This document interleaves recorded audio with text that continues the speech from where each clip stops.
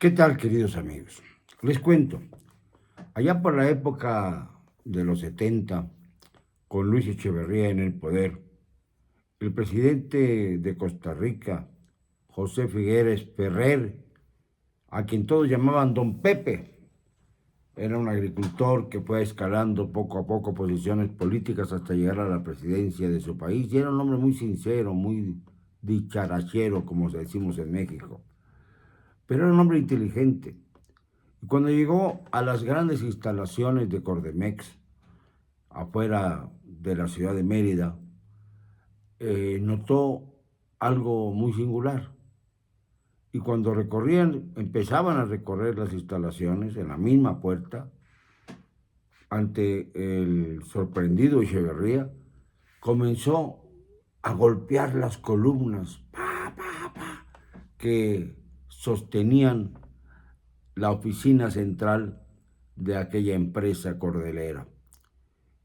Y gritó sin ningún empacho: ¡qué buenas, señor presidente! ¡Qué buenas! Y Echeverría contestó muy halagado.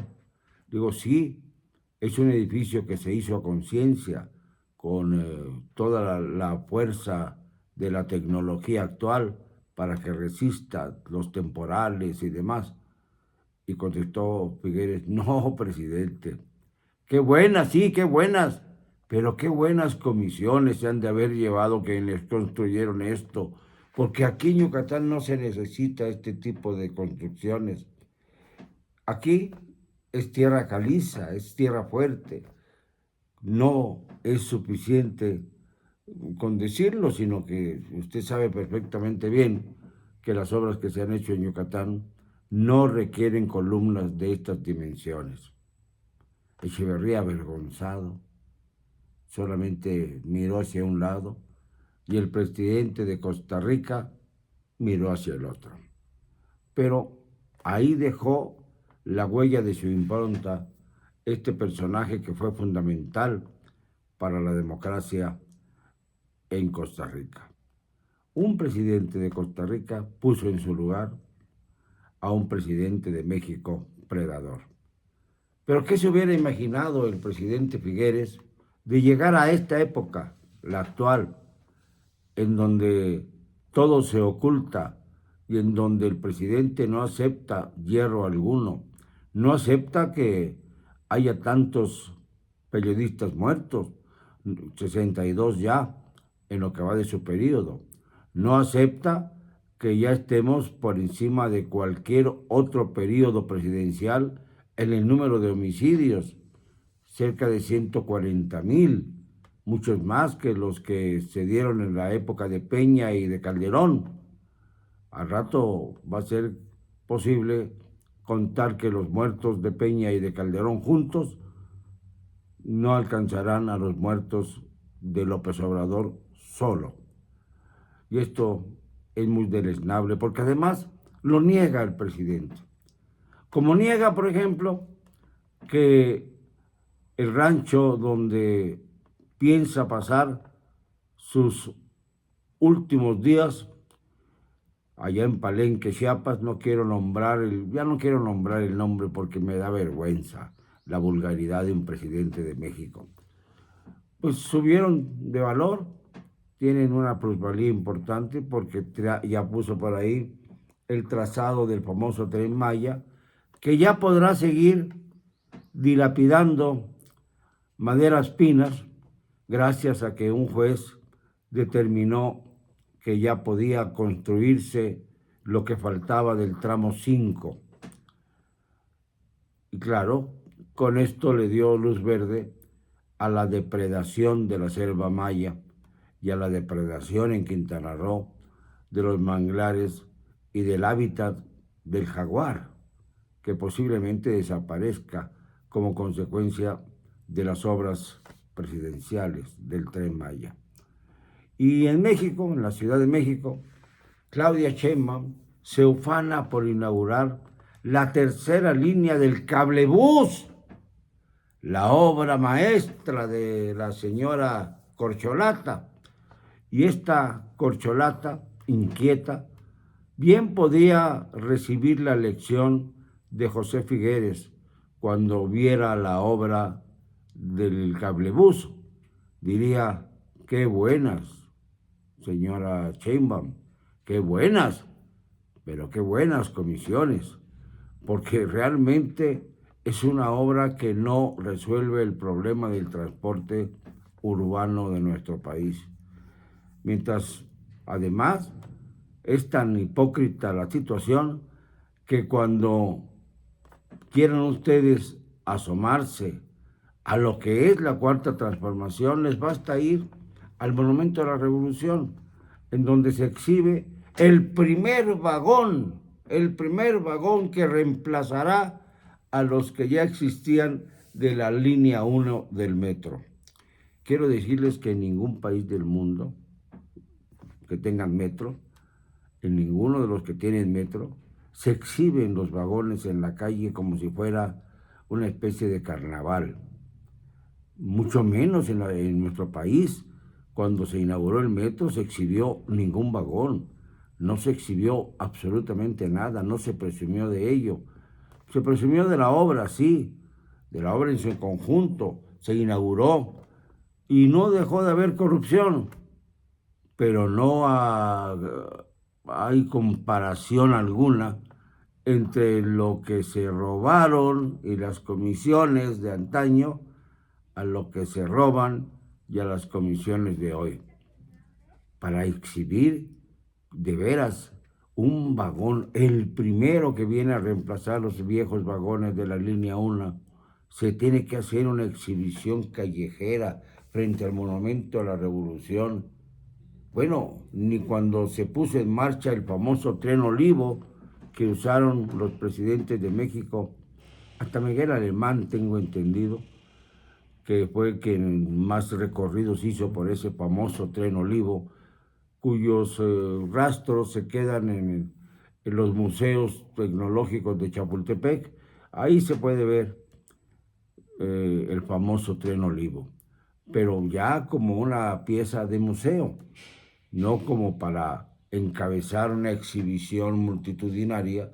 A lo mejor vuelven a traer al grupo Firme para que se junte la gente allá en la explanada del Monumento a la Revolución y lleguen hasta Reforma a través de la avenida que lleva al Monumento a la Revolución, a través de la avenida de la República. Esto pues es parte del gran espectáculo que Andrés Manuel López Obrador ha montado. Lo ha montado para que se crea que la cuarta transformación está avanzando a pasos agigantados. Seguramente cuando se tenga ya algún vagón del famoso Tren Maya, que debiera llamarse el Depredador o el Predador simplemente, el Predador, mientras saquean la selva maya, mientras talan árboles que producen madera fina, caoba sobre todo. Mientras pasa todo esto, hay comisiones de por medio, y muchas comisiones, como diría José Figueres. Y lamentablemente lo mismo pasa en la Ciudad de México. Se promueve Claudia Sheinbaum a base de inaugurar cablebús, que verdaderamente son un riesgo tremendo, porque cada vez que sopla el viento, el cablebús se mueve de manera bastante oscilatoria, peor que si estuvieran en un terremoto, nada más con un vendaval. Con un vendaval tienen ya suficiente para que los pasajeros entren en pánico. Y aunque van llenos cada uno de los pequeños cubículos que se desarrollan ahí, no dan abasto para el flujo de transporte que se necesita en esas áreas. Naturalmente, esto va a causar un caos porque va a haber un momento en que por desesperación los pasajeros pues caigan en el sobrecupo, y esto puede también ser de enorme riesgo para la ciudadanía. Pero finalmente no optan por un doble piso, por ejemplo, no optan por obras pues que tengan más sentido que un cablebús en una zona de alta densidad poblacional. Cualquiera que tenga criterio se dará cuenta de que no es adecuado este servicio para la multitud que se pretende transportar a través de estos vehículos. Mientras esperamos al segundo vagón que llegue para el metro, para la línea 1 del metro, para poderlo enfrente del vagón que ya está ya en el Monumento de la Revolución y presumir que la cuarta transformación puede llegar en muy pocos días a 4 vagones en cada esquina del Monumento de la Revolución para celebrar con ellos que ha vuelto otra vez el discurso de las banderas sociales de la Revolución con 4 vagones del metro o con 3 líneas de cablebús. ¡Qué buenas! Pero qué buenas comisiones, diría Figueres. Y mientras se sigue hablando del gobierno para los pobres. Para los pobres que van a tener que usar el cablebús porque no tendrán otro remedio y que van a correr los riesgos innecesarios en la transportación diaria, cotidiana que tengan que hacer. Los pobres son los que más apretados y más riesgos van a correr. Ya me imagino cuando se detenga con los vientos y las tolvaneras que hay en la Ciudad de México este servicio, con un montón de vagones aéreos, vamos a llamarlo de alguna manera, de teleféricos, porque eso es lo que son, y la gente entra en pánico dentro de los teleféricos. O sea, estamos montados en bombas de tiempo. El aeropuerto de Santa Lucía, llamado Felipe Ángeles malamente, es un volcán de tiempo.